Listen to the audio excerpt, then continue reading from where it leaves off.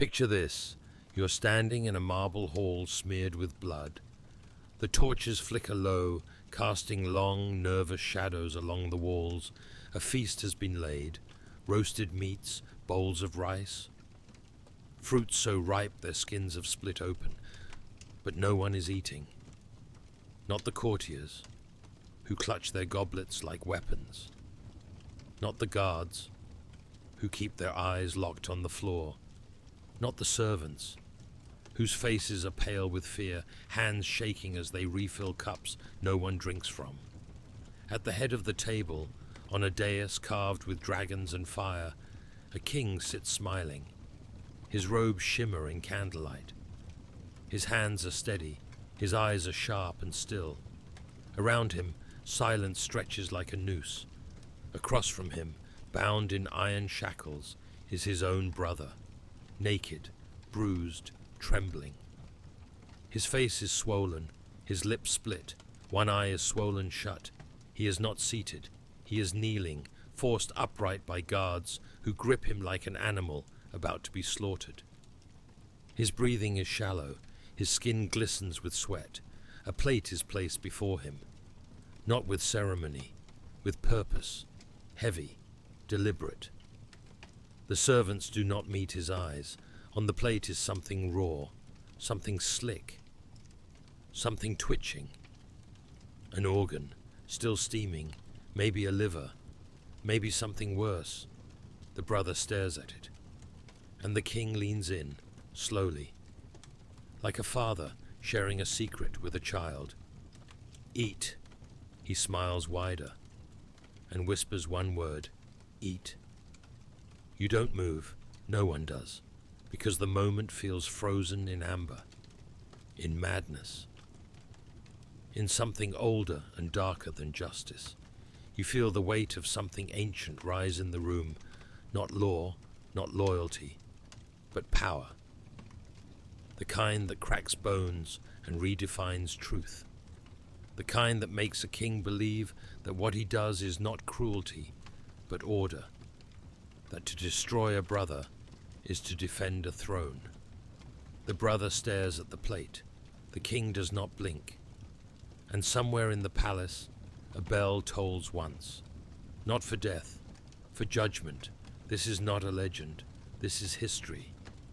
And it really happened. The king's name was Zhu Yuanzhang. Once he was nothing, a barefoot peasant, scraping at the edge of famine, an orphan of plague, raised in the belly of China's collapse. He slept under monastery roofs, begged for rice, watched his brothers die of cold, hunger, and silence. He did not inherit power. He took it, from lords, from generals, from the bones of an empire that had rotted from the inside out. When the Yuan dynasty crumbled beneath its own weight, Zhu Yuanzhang did not weep. He sharpened a blade. He led a rebellion, then another, then a war. And when the dust cleared, when the Mongol palaces burned, and the banners of heaven were torn from their gates, Zhu Yuanzhang crowned himself emperor. The first of his name, the founder of the Ming, the son of heaven. But the boy who had starved in the fields did not disappear. He simply put on robes and learned to smile. The dynasty he built was not born in gold. It was born in fire, in execution pits, in silence. The Ming court was clean on the surface, jade floors, silk banners, white-robed scribes. But just beneath that, blood, layers of it, dried into the stone. Zhu Yuanzhang trusted no one, not his ministers, not his generals, not even his own sons, especially not his brother. History would forget his name. The records would refer to him as the younger prince, the second-born, the wayward sibling. But before all that, before the chains, before the feast, he had a name, a voice, a bond. He and Zhu Yuanzhang had once fled the same village, side by side, had fought shoulder to shoulder in the wars that followed, one with the sword, the other with the banner. Together, they carved out the bones of a new China. And for a time there was trust. The younger brother was no fool. He knew his place, beneath the emperor's throne, but not far. He ruled a province, commanded soldiers, advised in court. He drank when his brother drank, laughed when he laughed, bowed when he entered the room. But something festered in Zhu Yuanzhang's mind, something that had always been there. He had seen too many betrayals, too many friends turn coats, too many promises rot into ambition. And in his brother's eyes, he began to see reflection, not loyalty, a man who had his own troops, his own power, his own blood claim. In an empire built on conquest, that was too much. The Ming dynasty was still young, fragile. It had crushed the Mongols, yes, but it was surrounded by enemies, haunted by spies, and burdened by famine. Every day, the emperor sat beneath the dragon throne and read reports of rebellion, drought, mutiny. He ruled with law, but ruled by fear. And fear does not tolerate equals. It was no longer enough that his brother obeyed. He had to be erased, not by sword, but by spectacle, by something unforgettable. Because in Zhu Yuanzhang's empire, justice wasn't what the law said it was. It was what the emperor made you eat. Before the crown, before the throne, before the halls filled with silence and executioners, there were two boys. Zhu Yuanzhang the elder, already hardening into a shape the world would regret. And beside him, his younger brother, quieter, leaner, but no less determined. They were born to nothing, sons of peasants, one drought away from death. Their village didn't have roads, only dust. Their parents didn't leave behind legacies, only graves. They learned early that survival was a skill, that hunger could sharpen a boy into something dangerous. They learned to steal, to kneel, to lie. They learned the names of local officials, not to admire them, but to avoid their gaze. At night they shared scraps of rice rolled into balls, small enough to swallow without chewing. During the day they scavenged for anything that could burn, sticks, twine, the bones of animals already picked clean. But they had each other. It wasn't spoken, not then. Affection was a luxury for softer lives. But it showed in the way the elder always took the beatings, in the way the younger offered the last bite without being asked. When their village was overrun by plague, they buried their family themselves. When war swept across the province like fire, they joined the first rebellion that would have them. Not because they believed in banners, but because banners meant food. They bled together, killed together, burned cities together. And as their warband grew, so did the myth. Zhu Yuanzhang became the face, merciless, brilliant, terrifying. His brother became the blade in the shadow, the one who carried orders through storms, who led ambushes through mountain passes, who stood behind his brother at every surrender. When the rebel army became a movement, the brothers rose with it. When that movement crowned a warlord, they were there to seize the power. And when that warlord fell, stabbed in his own tent in the dead of night, it was Zhu Yuanzhang who stepped over the body and claimed the mantle. But he didn't forget. He rewarded his brother with land, a title, soldiers of his own. "You are my right hand," he said.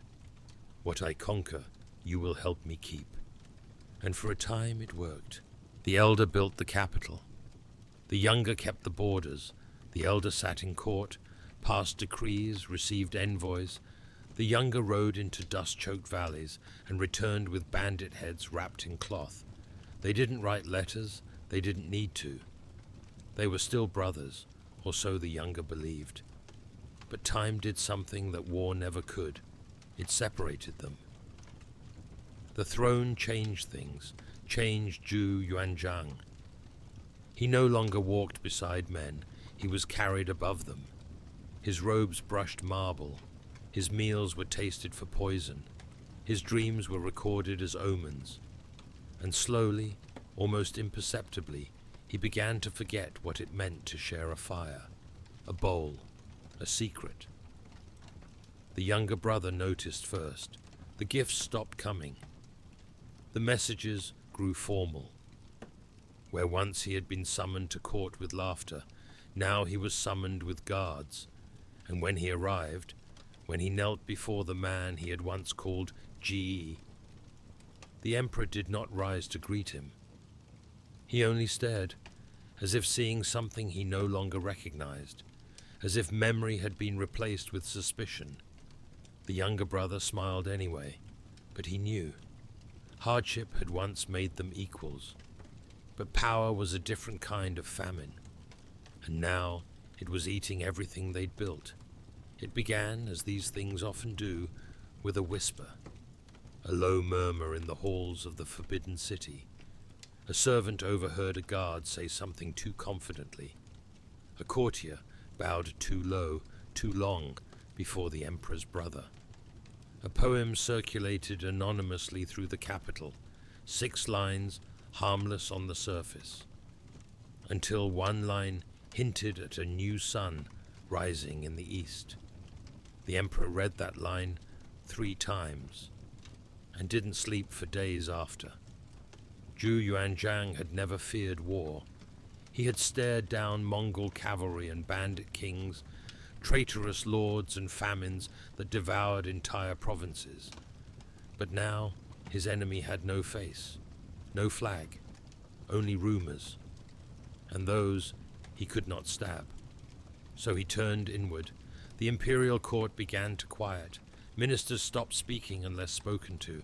Those who had once laughed freely at court now kept their eyes on the floor.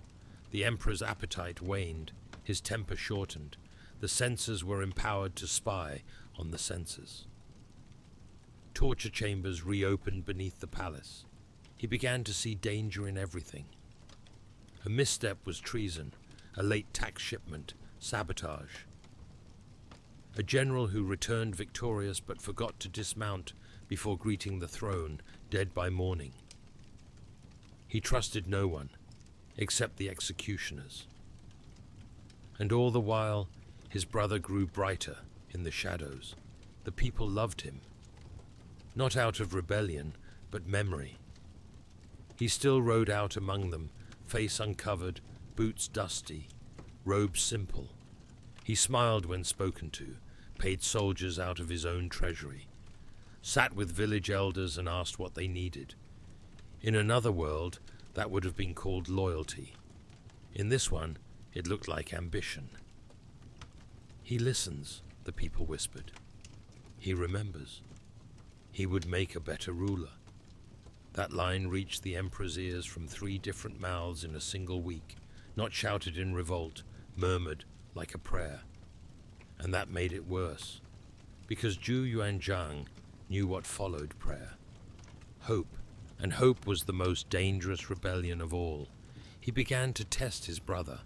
A sudden summons, a surprise audit of his army's supplies, a banquet without warning, held at midnight, with poisoned wine on one of the trays, not to drink, but to see who hesitated.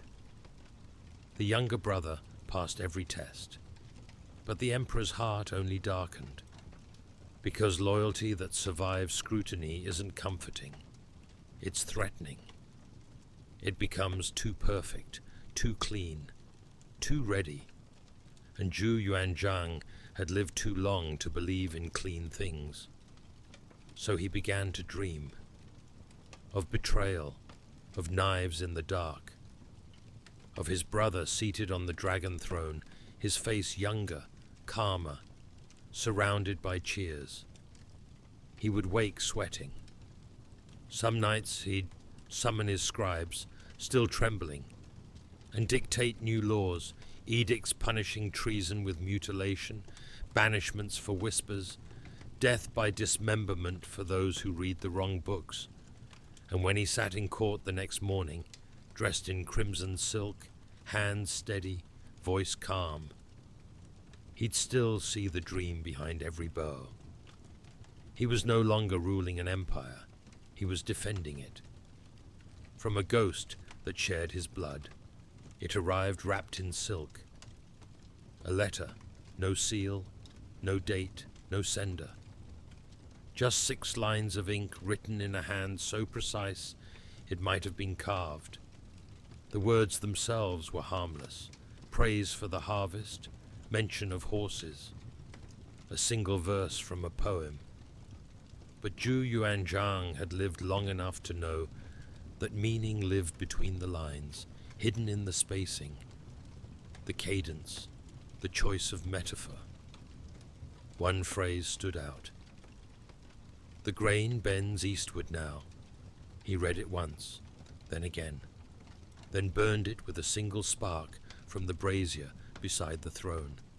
The next day he accused his brother of treason. No public decree, not yet, just a quiet proclamation within the inner court.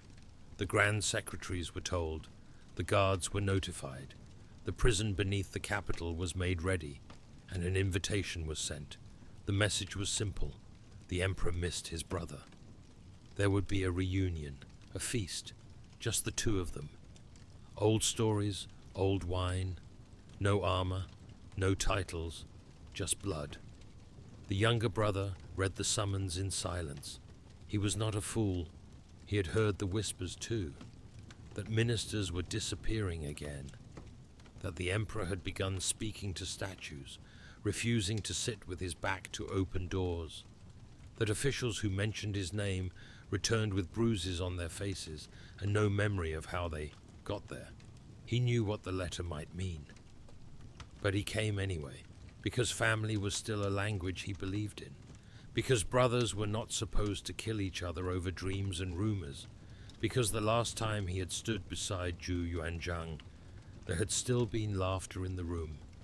So he dressed plainly, left his sword behind, rode to the capital with a small retinue, and told them not to follow, past the palace gates. When he arrived, the halls were quiet, no music, no courtiers, only servants with downcast eyes and guards posted like statues along every corridor. He was led to a room he didn't recognize, not the receiving hall, not the banquet chamber. A side room, small, windowless, candlelit. The table had already been set, golden dishes, empty goblets. A single chair at each end. The emperor was already seated. He did not rise. He only looked up and smiled. It was not the smile of a brother, not even the smile of a king. It was the smile of a man who had already decided what the truth would be. And now he was simply waiting for history to catch up. You stand in a hall where justice is an echo. The walls are carved with dragons, their mouths open mid-roar. But the room is silent. Too silent. The kind of silence that feels practiced, staged. The kind that says, the performance is for you, but the ending has already been written. There are no scrolls, no lawyers, no trial. Only a throne, and a man seated on it, dressed in red silk so deep it looks black in the torchlight. The accused is already on his knees, hair undone, wrists bound. He has not been tortured yet, but he carries the look of someone who has seen what's waiting for him, and understands it cannot be escaped. The emperor does not look at him. He speaks instead to the ministers lining the walls, their faces blank, eyes lowered. He recites a list of crimes: treason, conspiracy, disrespect, sowing unrest with kindness, he says, undermining the throne with modesty. He accuses his brother of turning soldiers into disciples, of gathering loyalty not for the empire, but for himself. He quotes the phrase from the letter: "The grain bends eastward now." The ministers murmur as if they've heard the words for the first time, as if they aren't parroting lines rehearsed in secret for days. The brother does not speak. He knows he is not here to be judged. He is here to be sentenced, and Zhu Yuanzhang, the man who once held his hand in battle, who once shared his food when there was none to spare, now speaks the sentence as if it were scripture. "You betrayed me with your mouth," he says, voice low and steady. "Let your mouth undo you now." At first the room doesn't understand. Then the emperor gives the order, and the servants move. They bring a plate, covered in silk, placed gently before the man kneeling in chains. He doesn't look at it, but the smell escapes anyway, raw, metallic, warm. The silk is removed, and what lies beneath is not symbolic. It is flesh, red, slick, still steaming. Not a heart. That would have been poetic. This is worse. This is something lower, more intimate, less noble, a piece of a man, torn from a man, served to a man. The emperor leans forward, hands folded, eyes gleaming with something that looks like pleasure, but might just be relief. "Eat," he says again. It is not a command, it is a ritual, a rewriting of history, where loyalty is measured not in what you did, but in what you will do when there is no dignity left to protect. The brother says nothing, he only stares at the plate. Then, slowly, mechanically, with hands that barely seem to obey him, he lifts a piece to his mouth. The room does not breathe, because justice here is not law, it is theater. And tonight, the play ends in silence. You watch his hands tremble. They've unshackled him now, only because it's harder to lift food to your mouth with iron on your wrists. But he's not free. His ankles are still bound. His spine is bent. His lips are cracked, bloodied from silence. There's a basin beside him. For the pieces he cannot swallow. He doesn't scream, not yet. That comes later. Because first comes the feast, not for the court, not for the ministers, not even for the emperor. This feast is for one man alone. His body is opened like a letter, not all at once, methodically, reverently, the way you'd peel a fruit with too much value to waste, one organ at a time, each brought to the table on a separate dish, arranged like delicacies, sprinkled with salt, still warm, the liver, the kidneys, the stomach, the long curl of intestine, glistening like a serpent in oil. They say he was alive for most of it, that the torture was not designed to kill him, but to keep him almost alive, almost aware, almost conscious enough to know what he was being asked to do, and what he was being turned into. He tries at first to resist, turns his face, shakes his head, but the guards are patient, and the emperor is patient, and the body has a limit. Soon the plate is lifted to his lips again, and again, and again, until the act becomes automatic. Chew, swallow, repeat. You watch a man eat pieces of himself because the only alternative is worse, because pain has become ritual, because refusal is treason, and obedience is mutilation, and somewhere between the two is survival. The emperor watches too. He does not flinch. He does not look away. He sits back in his throne with the serenity of a judge, watching a confession unfold exactly as predicted. He does not rage. He does not mock. He simply lifts a cup to his lips, sips, and speaks with the calm certainty of a man who believes he has done not wrong, but right. "This," he says, gesturing to the spectacle before him, "is not cruelty." He pauses. "This is balance." The ministers nod, afraid not to.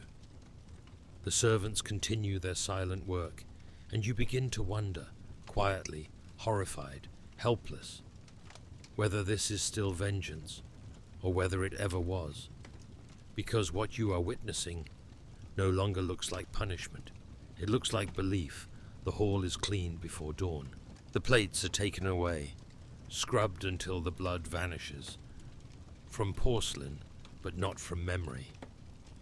The stones are washed, the air perfumed, the throne remains, empty for now, still warm. No one speaks of what happened, not in court, not aloud, not where ears can listen and tongues can betray. Ministers resume their duties with mechanical grace, signing decrees with hands that still feel the weight of what they witnessed. Generals salute with rigid backs and clenched jaws. Servants bow deeper than before. No one protests. Because to speak against what the emperor has done is to imply it was wrong. And to imply it was wrong is to risk sharing the same fate. Entrails on a plate, loyalty tested with every swallow. So the silence becomes policy, doctrine, and the story begins to spread in a different way. In whispers, behind fans, between trembling fingers under flickering candlelight. They say the emperor made his own brother consume his organs, that he watched, that he smiled, that he called it justice. Some say the brother wept while chewing. Others say he did not cry once. The details blur and shift, but the bones of the tale remain. A king betrayed, a feast of vengeance, and a sentence no man had ever dared deliver before. The emperor speaks once, and only once, of the act. To the court he calls it divine order. Says his brother sought to unravel heaven's will, and that to destroy such a threat required more than death. It required desecration, erasure, a punishment so holy, so precise, that even the ancestors would understand its necessity. No one contradicts him, and yet, behind closed doors, the story continues, not in legend, in flesh. Servants find the emperor's robe stained days later, deep red smudges along the cuffs, as if he gripped something wet and didn't let go. His attendants whisper that he wakes in the middle of the night gasping, hands clawing at his throat, that the physician is summoned more often now, that his meals go untouched, that the emperor, who once stood straight as a spear, now walks as if something is weighing him down. They say his hands shake, not always, but enough. Enough that scrolls must be signed twice, that goblets slip, that the jade seal must be guided into place by aides pretending not to notice. They say he doesn't sleep, not truly, because every night, just before the candles go out, he speaks a single word, softly, like a name, like a memory. Eat. The empire did not collapse, the throne did not crumble, the banners still flew, the taxes still came, the borders held, the king ruled for decades more, but never the same way again. He became quieter, harder. His trust shrank to a circle so small it could fit inside a closed fist. Ministers were promoted, then executed. Generals sent away, then summoned back, only to disappear. Advisors wore smiles like armor, never sure which word might end their lives. The court was not governed, it was haunted. Every decision passed through eyes that saw betrayal behind every gesture. Every dinner guest was a potential traitor, every toast a potential plot. The emperor, who had once risen from peasant blood, by uniting men, now ruled by dividing them, tearing apart any bond that looked stronger than fear. The family was never whole again. Those who remained kept their distance. Titles passed coldly, like coins. Sons were raised with the silence of orphans, afraid to ask why certain names were no longer spoken. The memory of the brother, the general, the confidant, the blood twin, was burned from the records. but not from the walls, not from the whispers, not from the dreams. He built a tomb before he died, huge, hollow, heavy with curses, sealed with spells meant to blind the dead and bind the living. A monument to fear disguised as reverence. Gold lined the chambers, but it wasn't meant to glorify, it was meant to distract, to cover what the stone beneath had absorbed: dread, silence, guilt. His name lived on, but not in worship, in warning. He was remembered not as a savior, not as a father of nations, but as a man whose justice tasted like madness, a man who taught the world that power without mercy is not order, it's something else. And you wonder, if justice is what a king says it is, what happens when the king loses his mind? What happens when righteousness is measured not in law, but in fear? What happens when a crown becomes a blade? The court never answered, the records never say. But in the corners of that blood-slicked hall, where the feast once took place, if you press your ear to the stone and listen very closely, you might still hear the echo of that final word, spoken not with anger, not with hate, but with belief. Eat, fade to black, no more torches, no more thrones, no more blood on marble.